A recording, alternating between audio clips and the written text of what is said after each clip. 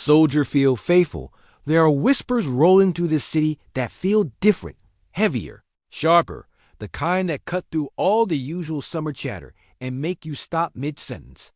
You can feel it in the way people talk at the corner bar, in the way the sports radio guys stretch their pauses just a little longer, like they're dangling something too big to drop casually. This isn't about a depth signing or some mid-season patch job. No, this smells like a seismic shift, the kind of move that can change how teams line up against us for the next 5 years. And I keep asking myself, could this be the game changer the Bears have been waiting for? Is it possible Ryan Poles is quietly setting the table for a move so bold it would make the entire NFC sit up straight? Look at where we are right now. Caleb Williams is here, locked in on that rookie deal window. The offensive weapons are starting to click. The O-line finally has some bite. And our defense? Well, it's been clawing back toward respectability. But we've all seen it. Those critical third downs where the quarterback has just enough time to make the throw. Those playoff caliber opponents who manage to escape our pressure and swing momentum in their favor. We've got talent. We've got grit. But there's been this missing presence. That relentless predator in the front seven who forces offenses to change their game plan before they even get off the bus. And then, out of nowhere, the NFL gets rocked with a story that's got half the league on edge. A star defender, young, proven, a generational pass rusher by every metric that matters, fed up with the way his team is handling his future. This isn't some maybe he's still got it veteran. We're talking about a player who's been wrecking pockets since the day he stepped into the league. Double-digit sacks every single season. Line him up inside, outside, standing. Hand in the dirt. It doesn't matter. He's faster than your tackle, stronger than your guard, and meaner than both. The crazy part? His current team swears they won't move him, but anyone who's followed this league long enough knows how quickly never can turn into let's talk. Contract disputes have a way of opening doors, and right now, the Bears are one. Of the few teams who not only have the draft capital to swing big, but the cap space to make it stick. Add in the fact that we're staring down a 2 or 3 year championship window while Caleb's contract is still a bargain, and the math starts to make too much sense.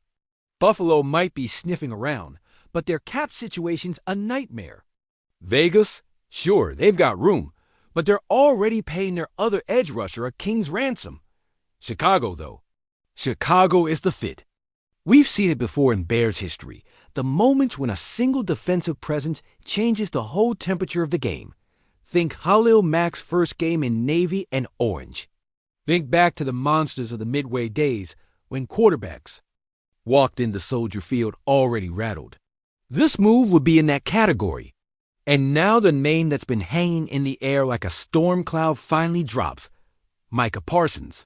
26 years old, already a 4-time Pro Bowler, and somehow still getting better. His numbers speak for themselves, but it's his mentality that should have Bears fans leaning forward. This is a guy who plays angry, who treats every snap like a personal challenge, who doesn't just want to beat his man, he wants to erase him. Drop him into this defense next to Montez Sweat, with Tremaine Edmonds cleaning up behind him, and suddenly you've got a front that doesn't just get sacks. It dictates terms. But here's the thing. Trades like this don't happen without a fight. It's going to cost. Draft picks, money, maybe even a fan favorite or two. The question is, will Ryan Poles push all his chips to the middle of the table and gamble that Micah Parsons is the piece that finally tips Chicago back into championship territory? Because if he does, the ripple effect will be felt far beyond the NFC North. If you believe the Bears are finally waking up, if you believe this is the moment Chicago stops waiting and starts taking what's theirs, hit that like button, subscribe to Bears News Fan Report, and let's finish what we started. Because make no mistake, the idea of Micah Parsons in Navy and Orange isn't just some late-night fantasy cooked up by desperate fans. It's the kind of move that could redefine this franchise's identity overnight. We've been clawing for that next signature defensive chapter, the one that takes us from rebuilding to feared, From maybe to you better be ready. Parsons isn't just a sack artist. He's a tone setter, a force multiplier, the kind of presence that elevates everyone around him, whether they're lining up next to him or 10 yards downfield. You can see it now. Montez Sweat on one edge, Parsons on the other, Tremaine Edmonds reading and reacting in the middle like a heat-seeking missile, and Yaquin Brisker patrolling behind them, ready to punish any quarterback who even thinks about testing the secondary.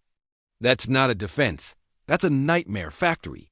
Think about what that means for our division. Jordan Love, Jared Goff, and whoever Minnesota rolls out at QB, all suddenly playing with a clock in their head set to about 1.8 seconds. No more clean pockets, no more comfortable 3rd and 6 completions. Just chaos, pressure, and the kind of intimidation that forces coaches to abandon half their playbook. We see what Parsons does to elite quarterbacks. He makes them look average. He frustrates them into mistakes. And now, picture him doing that while wearing the C on his helmet, backed by a city that lives and dies by its defense. Chicago has always been at its best when the defense sets the tone, from the monsters of the Midway in the 40s to the Frews to the '85 Bears to the Ehrlicher Briggs era. Each of those teams had that one transcendent player who pulled the whole unit into greatness. Parsons could be that guy for this generation.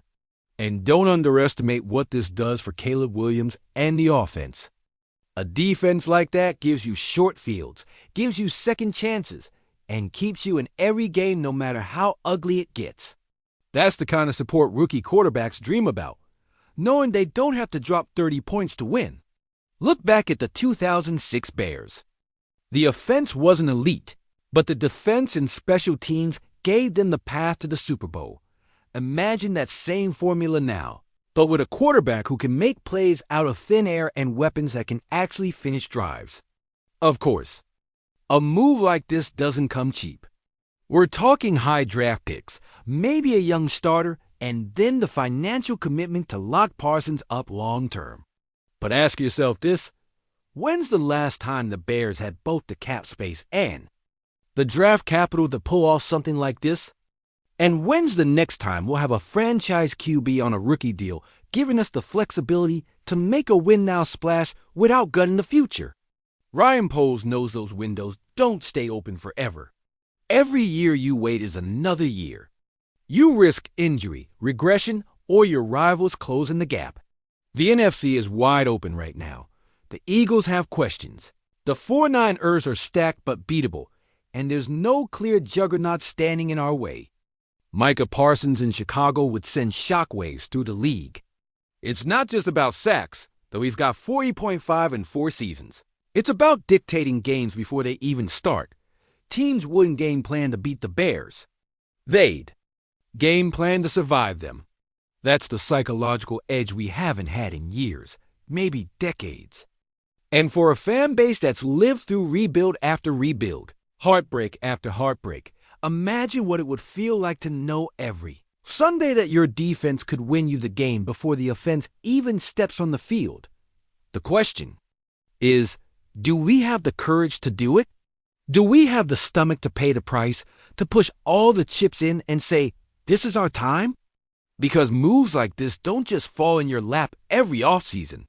They demand boldness, conviction, and a belief that the future is now.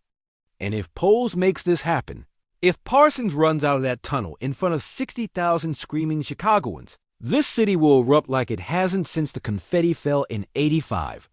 We'll know, deep down, that the Bears are no longer chasing the standard. We've become the standard.